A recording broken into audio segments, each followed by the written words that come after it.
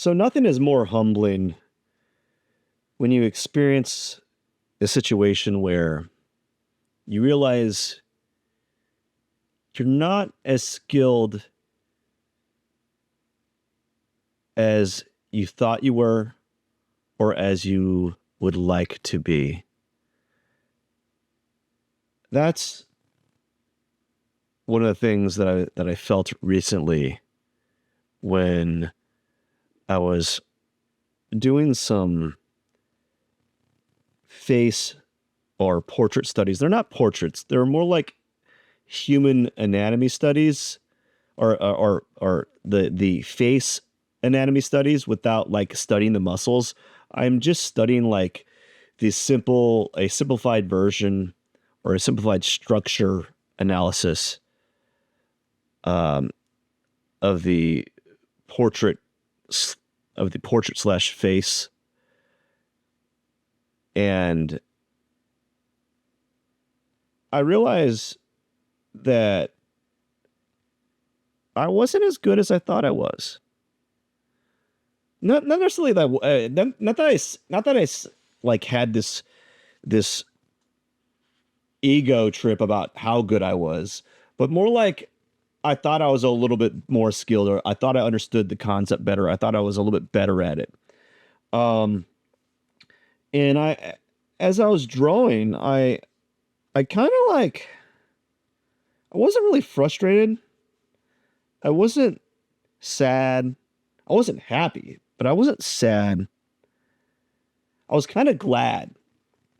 I was kind of glad in this idea with this new information, because now I can put a heading on some of the things that I need to focus on, and I can come up with a strong game plan.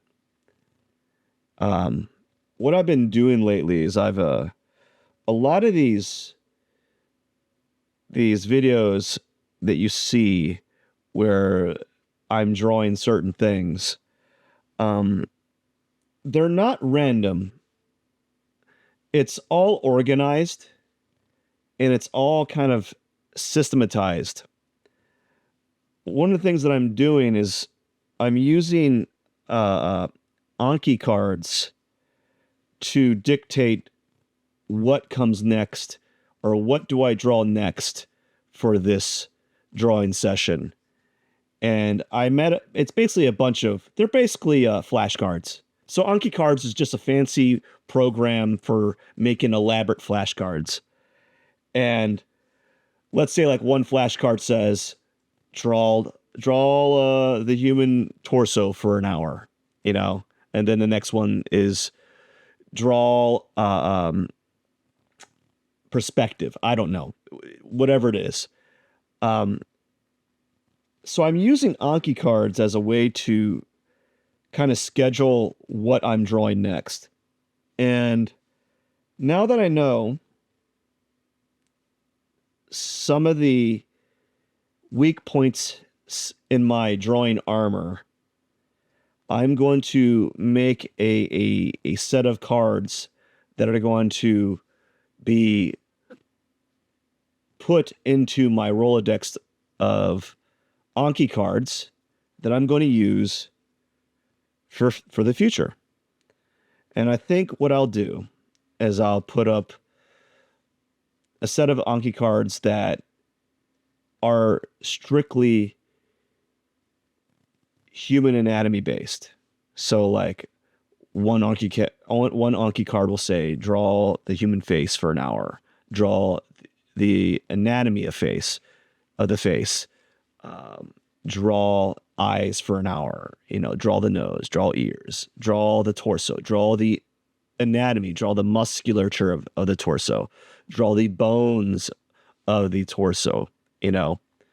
And I think I'm going to slowly cycle those in to my Anki flashcards and see what happens. I'm going to see what happens. It's also nice to kind of like mix things up. Because sometimes Anki cards, the way I have them set up is it keeps repeating the same thing over and over again, because I constantly set it up that it won't change until I do it a set amount of times. And so it can be kind of it can be kind of mundane, kind of monotonous. But anyways, if you have like any like deficits in your own drawing ability and you're recognizing them, I would highly suggest just focusing your energy on that and really making that into a positive, you know. Don't let it slip. Don't let your inability to draw the figure slip. Don't let your inability to draw perspective slip. Don't let your inability to uh, create value slip. Constantly be improving those areas in your drawing, you know, in whatever method or fashion that you think works. Right now, what works for me is using Anki cards. Um, and I think it's a very effective way to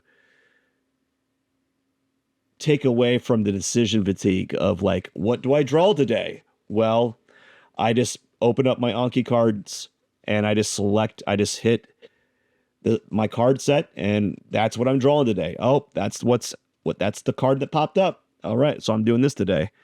Instead of like, oh, let's just guess what, let's just doodle and figure out what we're gonna do. No, we just kind of have, I have a system, and it's working right now. And now I know what I need to include into my Rolodex of cards. Anyways, I got to get going. You all rock. Cheers.